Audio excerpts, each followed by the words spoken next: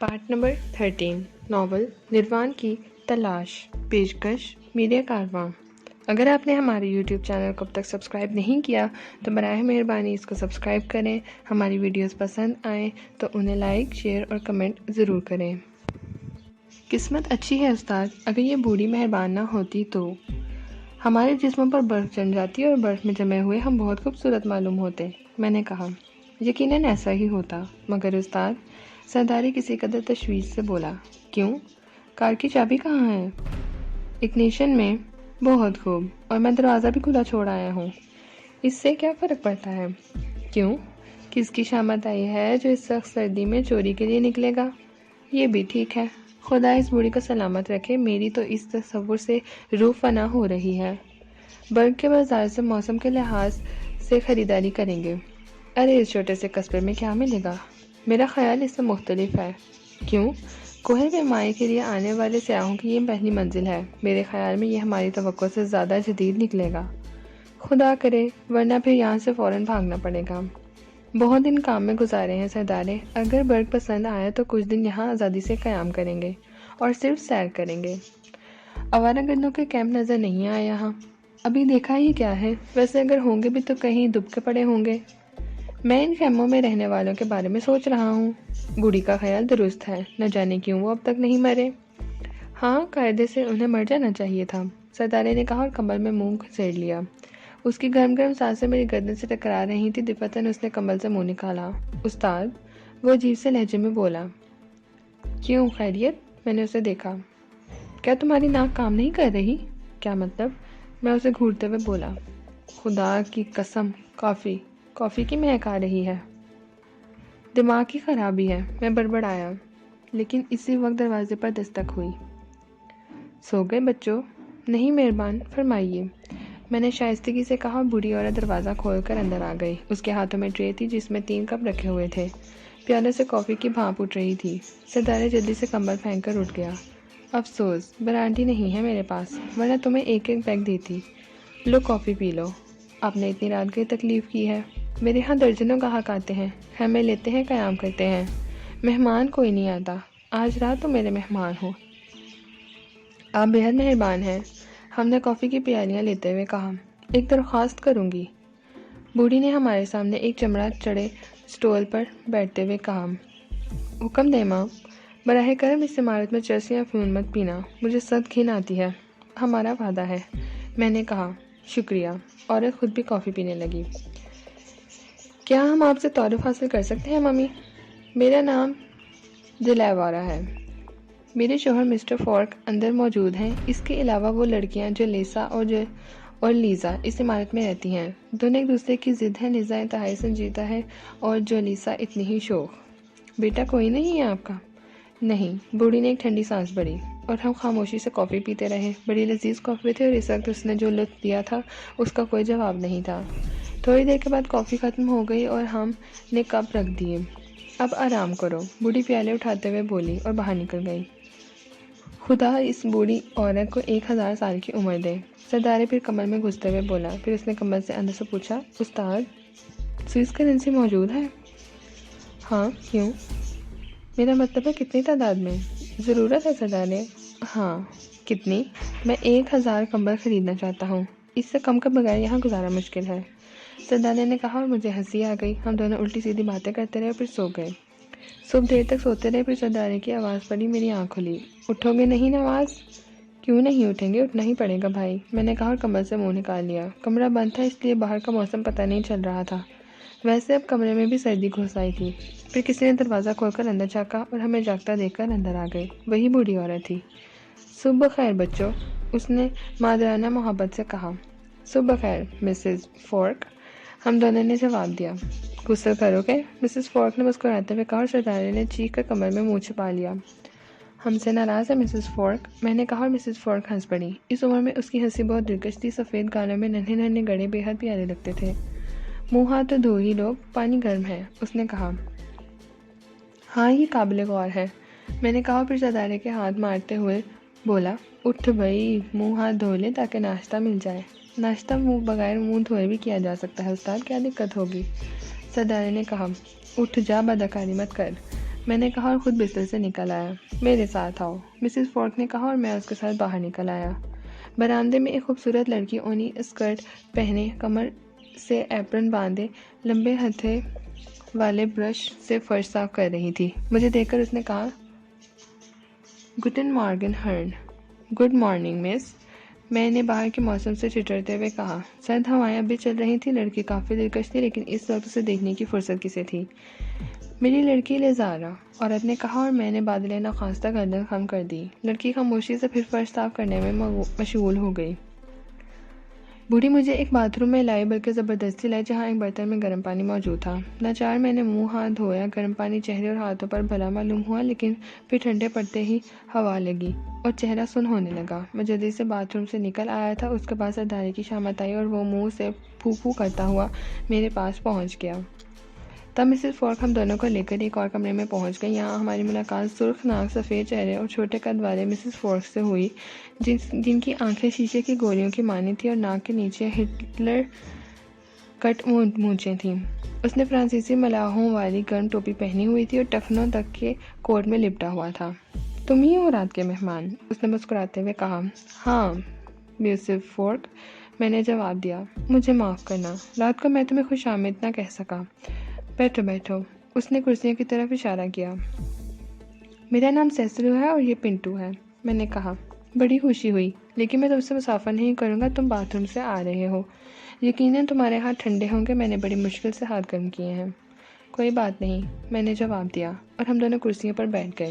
جولی سا، Mrs fork نے ایک کرسی پر بیٹھتے ہوئے اپنی بیٹی کو آواز دی۔ یس ممی، جواب ملا، بڑی دلکش آواز تھی۔ لے آؤ۔ بس ممی، اور پھر چند منٹ کے بعد میزبانوں کی دوسری لڑکی اندر آ گئی۔ سرخ سفید گول مول چہرے سے شرارت ٹپکتی تھی، نیلی آنکھوں سے ہنسی پھوٹتی پڑ رہی تھی۔ اس کے ہاتھ میں ایک بڑی ٹرے تھی جس میں بہت بڑا پیالہ رکھا ہوا تھا اور اسے بھانپنے اٹھ رہی تھی۔ ٹرے میں گول چمچے اور کئی پیالے رکھے ہوئے تھے اور پیالے میں براؤن رنگ کی کوئی چیز تھی۔ مسز فورک نے اٹھ کر پیالے سب کے سامنے سرو کر دیے اور پھر آواز دی، لیزارا آ جاؤ۔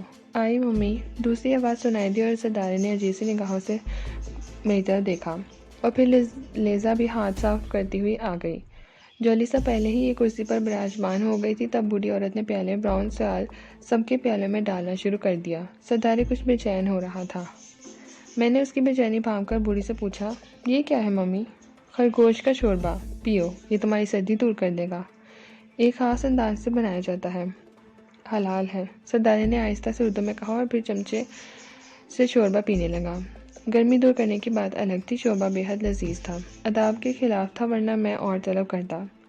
ہم خاموشی سے شوربہ پیتے رہے۔ جولیسا کئی بار ہم دونوں کو دیکھ چکی تھی، پھر اس نے نہ رہ گیا تو وہ بول پڑی، آپ لوگ روسی ہیں؟ نہیں بیبی، میں نے جواب دیا۔ مسٹر، میری عمر پورے 17 سال ہے، براہ کرم آئندہ مجھے بیبی نہ کہیں۔ سوری بیبی، میں نے کہا۔ پھر baby? Oh I am sorry miss Julissa, میں نے مسکراتے ہوئے کہا۔ شکریہ، لیکن آپ نے میری بات کا جواب نہیں دیا۔ نہیں، ہم روسی نہیں ہیں، مجھے روسیوں کو دیکھنے کا بہت شوق ہے، ہر آنے والے سے پوچھتی ہوں کہ وہ روسی تو نہیں ہے، سب منع کر دیتے ہیں۔ اوہ، بہت افسوس ہوا۔ فضول لڑکی ہے جی، بوڑھے فورک نے کہا۔ بالکل غلط، پاپا اس لفظ کے علاوہ کسی اور لفظ سے واقف نہیں ہیں۔ اگر آپ ثابت کر دیں کہ میں فضول لڑکی ہوں تو میں آپ کو کسٹرڈ چمیری کھلاؤں گی، جولیسا نے کہا۔ نہیں مس جولیسا، آپ بالکل فضول نہیں ہیں، میں نے مسکراتے ہوئے کہا۔ میں نے کتنی بار منع کیا ہے جولیسا، اجنبیوں سے اس طرح بے تکلف مت ہوا کرو، لیکن تم میری بات ایک کان سے سنتی ہو اور دوسرے سے اڑا دیتی ہو، سنجیدہ خاتون یعنی مس لیزا نے کہا۔ تو میں کیا کروں، میرے 2 کان جو ہیں، جولیسا نے کہا اور پھر زبان دانتوں میں دبا کر شرارت سے ہنس پڑی۔ اچھا اٹھو تم دونوں، ناشتہ لے آؤ۔ آج ناشتے میں کیا ہے ممی؟ جولیسا نے پوچھا۔ کیوں؟ مسز فورک نے اسے گھورا۔ مطلب یہ کہ ہم دونوں کے جانے کی کیا ضرورت ہے، لیزارا خود لے آئے گی۔ بکو مت، تم بھی جاؤ، مسز فورک نے سنجیدہ اور سخت لہجے میں کہا۔ اچھا خیر، اس نے شانے ہلایا اور پھر دونوں لڑکیاں اٹھ گئیں۔ دیکھا تم نے، دونوں ایک دوسرے کی ضد ہیں، مسز فورک ان کے جانے کے بعد مسکراتی ہوئی بولی اور ہم دونوں بھی اخلاقاً مسکرانے لگے۔ ویسے یہ عجیب بات ہے بچوں، تمہارے پاس گرم لباس نہیں ہے، میں نے مدام کو بتایا تھا ہمیں اس قدر سردی کی امید نہیں تھی، ویسے کیا برگ کے بازاروں میں ضرورت کی ساری چیزیں مل سکتی ہیں؟ میں نے پوچھا۔ کیا نہیں ملتا یہاں؟ سوئٹزرلینڈ کے سب سے بڑے شہر سے عمدہ سامان یہاں کے بازاروں میں موجود ہے، لیکن ذرا مہنگا ہے۔ کیا تمہارے پاس ضرورت کے مطابق کرنسی موجود ہے؟ فورک نے پوچھا۔ ماں، ہم آج ہی خریداری کر لیں گے۔ تب ٹھیک ہے۔ یہاں قیام کرو گے؟ یقیناً۔ کتنے روز؟ یہ برگ کی خوبصورتی پر منحصر ہے، میں نے جواب دیا۔ اوہ، برگ بے حد حسین ہے، تم خوش ہو جاؤ گے۔ موسم کی خرابی کی وجہ سے معذور ہوں، ورنہ تمہارے گائیڈ کی حیثیت سے کام کرتا۔ یوں بھی موسم سرما ہم لوگوں کے لیے سخت نقصان دہ ہوتا ہے۔ کیوں؟ میں نے پوچھا۔ بھئی ظاہر ہے، کون آتا ہے اس موسم میں؟ گرمیوں کے موسم میں تو سیاحوں کی ریل پیل ہوتی ہے، ایک بھی خیمہ خالی نہیں ملتا، پورا کیمپ خیموں سے بھر جاتا ہے۔ یوں سمجھو ہم موسم گرما میں کماتے ہیں اور سرما میں خرچ کرتے ہیں۔ سردیوں کے موسم میں آمدنی کے سارے راستے بند ہو جاتے ہیں۔ یقیناً، پھر بھی آپ برگ کے بازار تک ہماری رہنمائی ضرور کریں گے، میں نے کہا۔ ہاں، دھوپ نکل آئے گی تو ضرور چلوں گا، بوڑھے نے جواب دیا۔ مسز فورک اسے گھورنے لگی۔ شاید وہ سوچ رہی تھی کہ بوڑھے نے دھوپ کی شرط کیوں لگا دی، ممکن ہے خریداری کے دوران کچھ رقم مل جائے۔ ان لوگوں کے حالات زیادہ بہتر نہیں معلوم ہوتے تھے، بہرحال ہم کسی کو تکلیف بھی نہیں دینا چاہتے تھے۔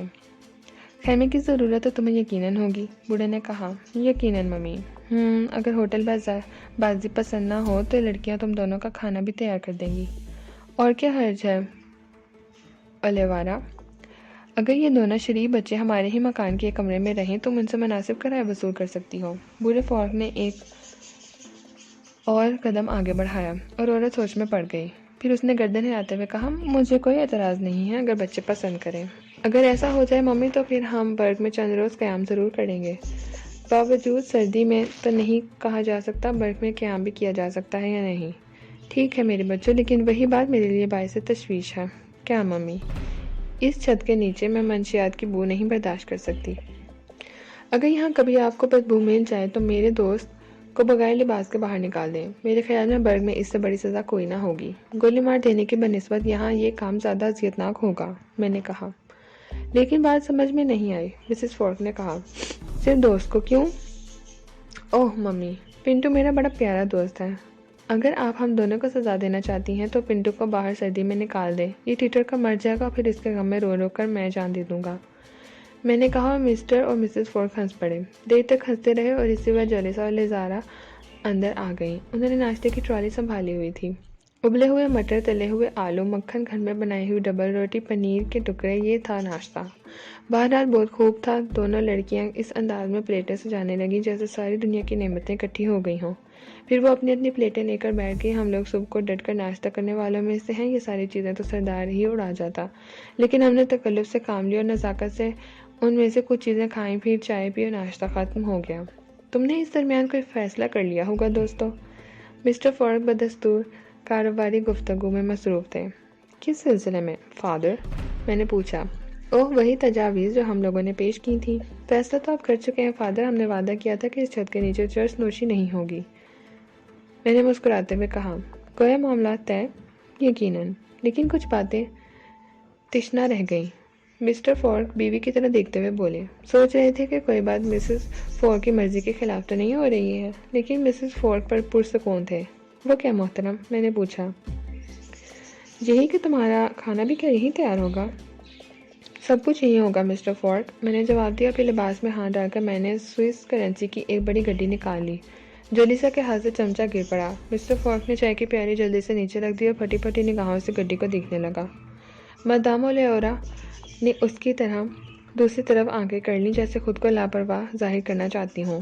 عجیب سی کیفیت آئی ہو گئی تھی ماحول پر۔ تب میں نے مسز فورک کی طرف رک کر کے کہا، یہ رکھ لیں ممی، ہمارے عام کے لیے تمام بندوبست کر دیں، جو کچھ کم پڑ جائے میں پیش کر دوں گا۔ ادھر عنایت فرما دیں، ادھر۔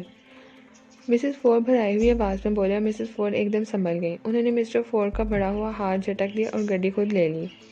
یہ تو بہت بڑی رقم ہے بیٹے، کیا تم طویل عرصے تک برگ میں قیام کرو گے؟ کچھ نہیں کہا جا سکتا ممی، اگر برگ پسند آ گیا تو جب تک دل چاہا، ناپسند آیا تو ممکن ہے کل ہی واپس چلے جائیں۔ ناپسند آنے کی کیا بات ہے، یہ میری بستی ہے، جولیسا نے کہا۔ جولیسا، معزز لوگوں سے گفتگو کرنے کا سلیقہ سیکھو۔ مسٹر فورک نے فوراً اپنی بیٹی کو ڈانٹا۔ میں برگ کی وکالت کر رہی ہوں پاپا۔